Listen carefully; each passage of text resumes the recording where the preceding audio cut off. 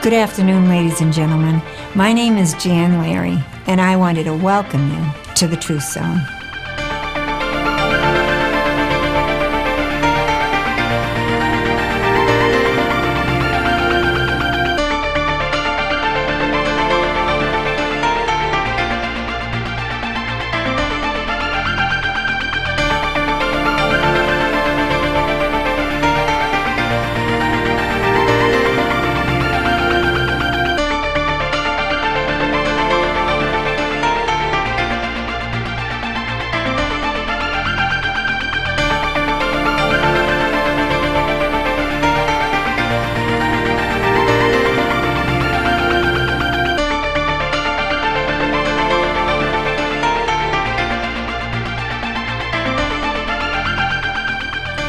Our guests today are from Chinle, Arizona, and we have here Kevin and Coranda Gray, and we wanted to just ask them because they are actually in Pastor Artie Aragon's church out west there in Arizona.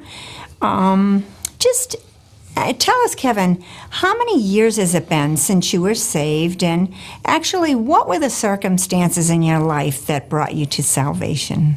Okay, I've been. It's been like nine years since we've been in the church. Before that, I used to sell drugs. I used to be involved in gang activity. I was a very abusive father. To my wife, I grew up in that atmosphere in my childhood. My father was very abusive. He was alcoholic. My mom and him, and he used to run out on us all the time, break promises, and he was always an alcoholic father, and that's what I saw when I was young. And that's how I started to bring up my family. And I just got tired of me and my wife fighting. We're ready to call it quits and make it official with a divorce, but we didn't go through it. I guess God stepped in, and prayers, I guess, for me and her, and that's what really changed the circumstances from that point on. And Coranda, what about you? Like, how many years has it been since you've been saved? And really, how did that come about? Well, I've been saved for the past 9 years as well. I grew up on the reservation, and at the age of about 12 years old, my family fell apart. My parents got a divorce. My mom at the time started drinking. She became an alcoholic. And she would leave us all the time. And at the time, I was the oldest of 4 kids, and I was, basically set there to take care of them while she, did her own thing. And my stepfather, I found out he was my stepfather through the divorce. And so at the time, I felt a lot of rejection, from my mom, from my stepdad, from everything I knew shattered. And lo and behold, at the age of about 13, that's the first time I met our pastor in Chinle, and was in church for about a good year. And, I was just searching. I was searching for that void in my heart. I knew there was something that had been taken through the divorce, and I never really forgave my parents for it. And, that's where I met Kevin. And, we were young. We decided, I guess we were old enough to do whatever we wanted and didn't think we needed to listen to anybody. And through it, I found myself pregnant at the age of 15, had my first son, while I was 15 years old. I was a freshman in high school. And, that was the biggest change in my life, that I had to grow up quickly. I guess I realized that what I needed was more than just having a boyfriend or, love is what the world would say you need. And I remember being out of church for 7 years and thinking at the age of 18 that getting married would, I guess, solve the problem between my relationship with Kevin. And at that time, I was pregnant with my second child, and we got married. And of course, that was temporary, where, as you know, we had to learn to be husband and wife at a young age. And our marriage pretty soon started to spiral down, and we would argue and fight even more. And by the time we were at our end of wanting to get a divorce, I was pregnant with our fourth child. And I just couldn't believe what my life ended up as, you know, after leaving the church. And I remember, you know, just being broken, just completely broken, and got a hold of our pastor, invited him to our house. And I remember it was a Sunday morning, and first things he said was, you know, we miss you.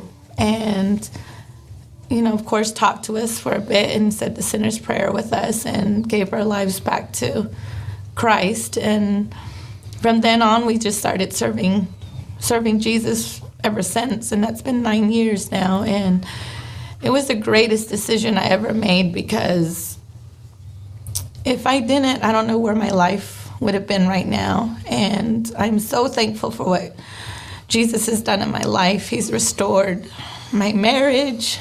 Mm-hmm. He's restored my own little family here. And God knew the desires of my heart. And it's amazing. Past 9 years, he's just been there, and overwhelming blessings of different things in my life has been unfolding. We've traveled the world. We've been to so many different countries. We've been to Romania, been to Puerto Rico, we've been to Israel. This is our second time in Cape Cod, and it's just amazing. And on top of that, after the divorce, you know, I had a really hard time with my stepfather. I just completely shut my heart closed to him. And I can say within the past 3 years now, God has given me that second chance to make it right with him. And it's just overwhelming, because now it's like our relationship is like the divorce never happened. I'm still his daughter, and he still shows that father love. And it's just amazing that he restored that. Jesus is so wonderful. He's restored my relationships in every area. And I just, you know, I'm so blessed to know that that's happened in my life for my family. That's amazing, Coranda.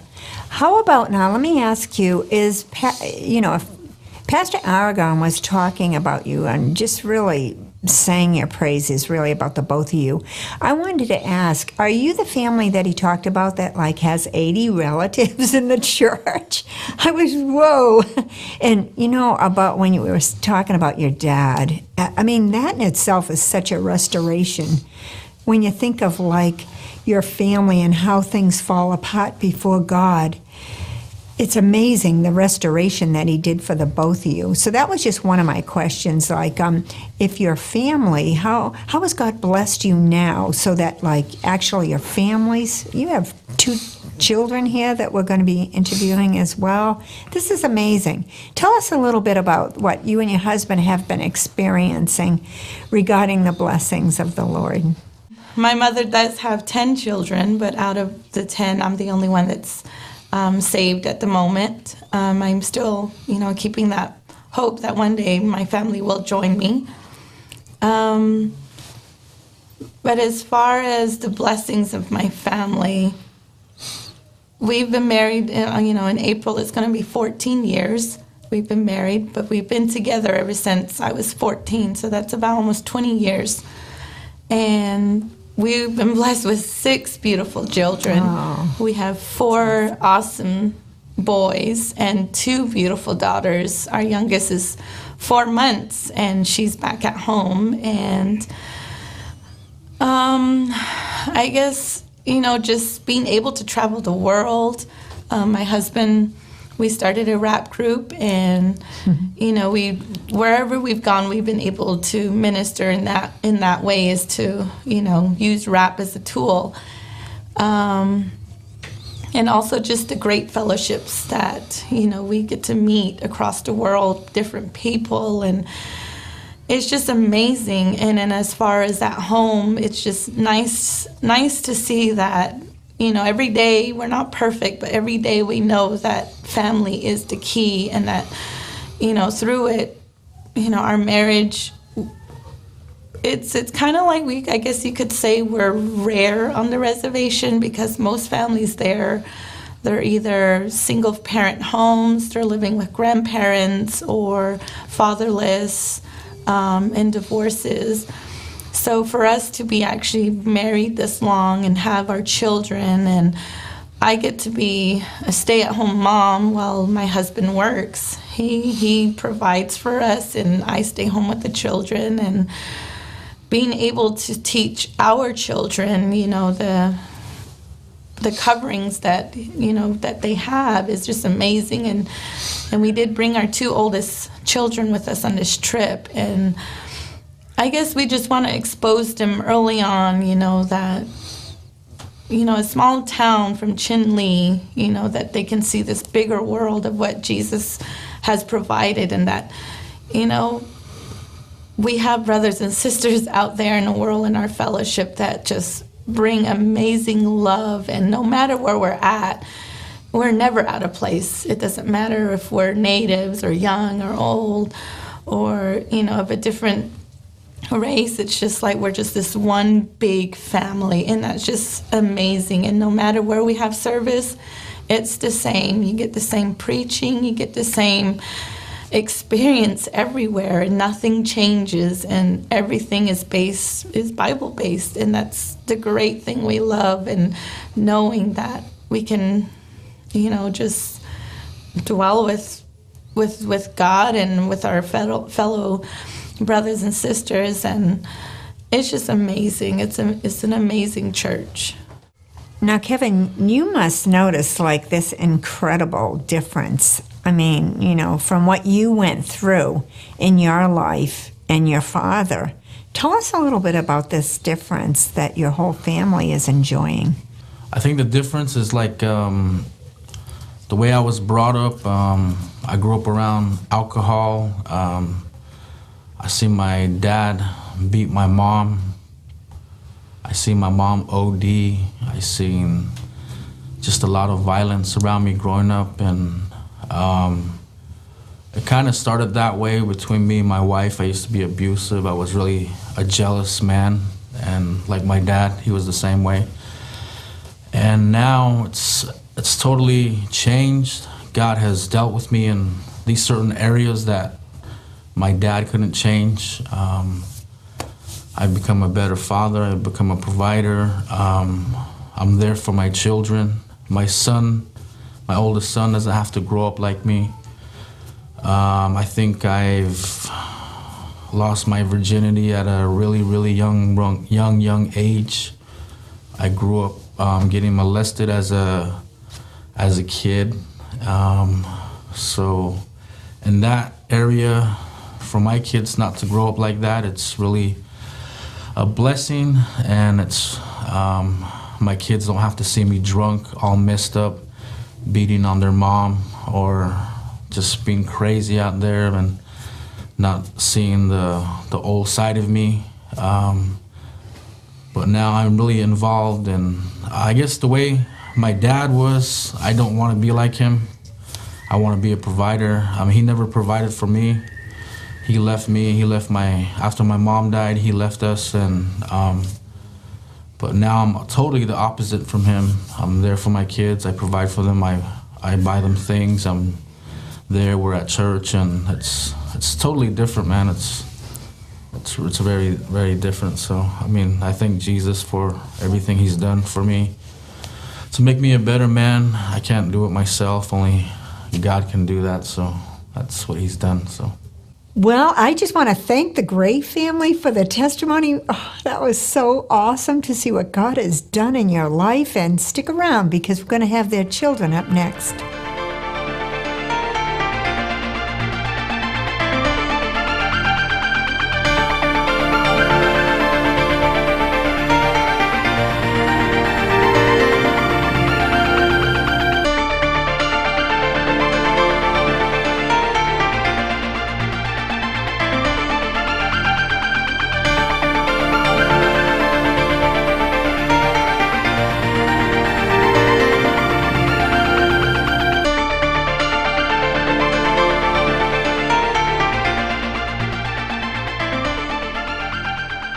Welcome back, ladies and gentlemen, and we have the rest of the Gray family now. We have Wanye and Antoine with us.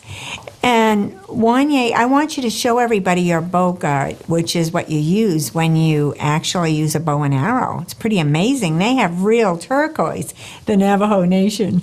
We don't have too much of it here, but it's nice to see. But why don't you tell us, start off by telling us first, Wanye, how old are you, hon? And, what was happening in your life, when your folks gave their life to God, and what this whole transition, because you must be going to school and see kids that are, just absolutely struggling with their own personal lives. Why don't you just tell us what it's all about? Well, hello, my name is Wanye, and here's my Navajo traditional bow guard. That's awesome. And I am 16 years old. I'm a junior in high school. And growing up in a Christian home is a blessing because not every kid where I'm from gets to grow up with both parents. I have friends who are fatherless or motherless or who are living with their grandparents. And every day they're struggling and they would ask me, how do you survive in this world? And I would always tell them, I grew up in church and I have an awesome church and an awesome pastor who really loves you. Because not every kid gets to grow up in a church, in a family, a strong foundation. And growing up with two loving parents is really cool because I get to wake up every morning knowing that I have a dad and mother who's always there and who's always going to be there no matter how hard it gets. And I have a father I can look up to, and he may not have a decent job, he works at a restaurant, but the most powerful thing that I love about my dad and I look up to is he stayed. He survived. He made it through because he had every choice and every right to leave us and to make me grow up the way he grew up. But, I thank God because God is real and that he did stay and that he can have sons to raise. And the most awesome thing about my dad that I love so much that he stayed, and not every kid has a father they can look up to. And every day, kids at school, they would always ask me, how do you fix these things? How would you do this? They look up to me as a role model, because every day, they always see me with a smile on my face, and they would always ask, why are you so always happy? Shouldn't you be sad and all? And I'm like, no, because I go to church. I have an awesome pastor who really loves me so much that he would do anything for me, and he helped my parents, survive this crazy world. And I'm so thankful, I'm a Gray and I have a mom and dad because now I have brothers I can take care of and be an example for them and have them grow up the way I grew up in an awesome, cool home. That's amazing, Wanye. And it's so true. Actually, that is the problem nowadays with only one parent in the household. And I just can't imagine how tragic that is, and it's just really sad. And like you said, your father stuck it out, where a lot of dads have just left. Well, Antoine, how about you? We want to hear from you too. What's it like for you? You must notice a difference with all the kids at school and, just your whole life too. How has it changed for you? All I can say is that I'm proud to be a Christian and have a mom and dad with me every morning. And I have some friends that go to church with me too, so I'm not really alone at schools and I have somebody to talk to, hang out with. Not really that much bad people to hang out with. I just tell them about church, how God changed my mom and dad's life, then how we were still in church, how my dad haven't left us. So, yeah. That is really very impressive to have two kids that can actually have the wisdom to see through the foolishness of this world and say, you know what, I have a mom and dad. They love God. I'm proud of them. That is incredible. I mean, because here, I know the reservation is a little different than here because sometimes here, if you're a Christian parent, sometimes your kids are like, oh, my mom or dad is, a weirdo. They go to church, It's looked at a little differently sometimes in different areas, and I'm really proud of you two that you really can see God's given you a lot of wisdom. And I really want to thank the Gray family for showing up today. And, you know, we're going to miss you when you guys go back, but hopefully next year we can get together again. We love you, Pastor Aragon. He's awesome. You take care and God bless. There's a new revival coming in these last days, for all who long to see the souls of men be saved. If we call upon our God and ask His Son to move one more time,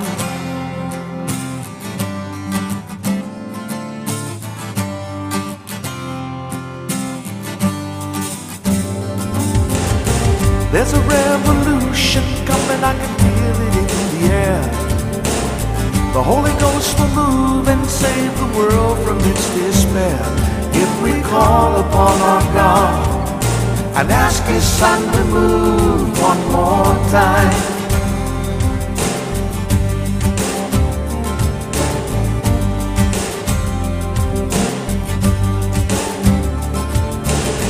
Time for believers to rise up in their faith. Petition heaven till we fall upon God's grace and believe His hand upon and see His Spirit move one more time. And believe His hand upon and see His Spirit move one more time.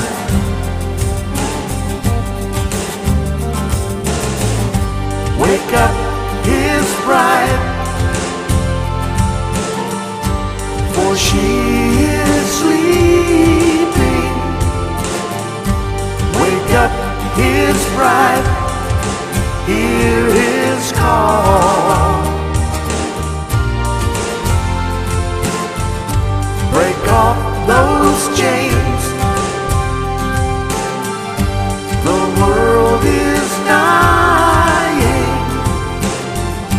Call on His name one more time, one more time.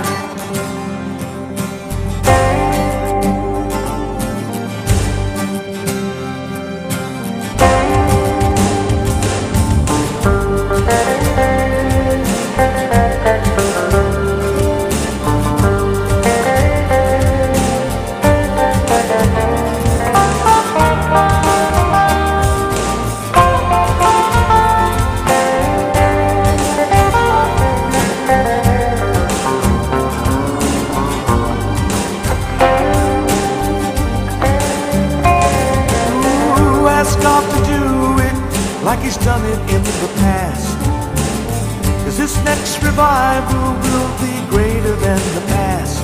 If we call upon our God and ask His Son to move. And once again, ladies and gentlemen, we want to thank you for tuning in to the Truth Zone, and we hope to see you next week. God bless. There's a smell of rain on the horizon, yes I know. The stage is set for revival now to flow. If we call